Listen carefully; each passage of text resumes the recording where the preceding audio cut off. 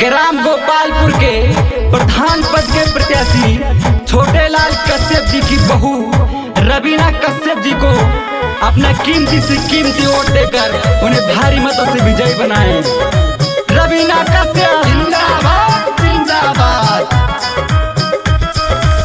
सबका सम्मान मैं करूंगा पूरे गांव में,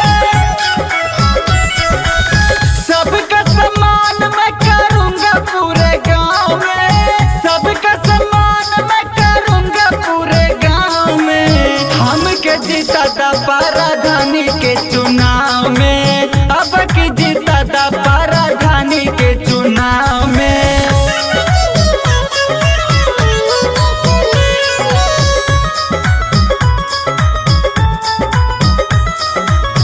घरे घरे चल के सबका नाम लिखवाना है, गौवा गोपालपुर को अब की चमकाना है।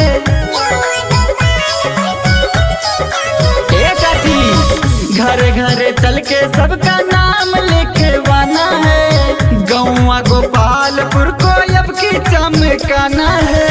रात दिन मिलूंगा मैं तो सबके बिगड़े काम में, रात दिन मिलूंगा मैं तो सबके बिगड़े काम में, हो सबके बिगड़े काम में। हम के जीता था राजधानी के चुनाव में, अब की जीता था राजधानी के चुनाव में।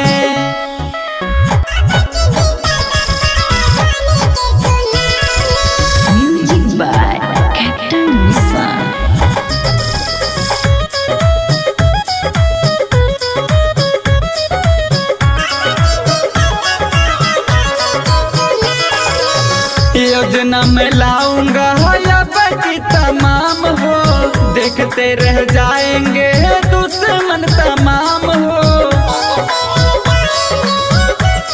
हे दादा योजना में लाऊंगा अब की तमाम हो, देखते रह जाएंगे दुश्मन हजार हो।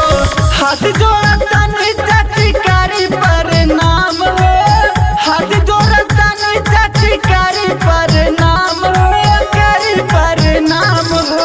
हम के जीता था राजधानी के चुनाव में, अब की जीता था राजधानी के चुनाव में।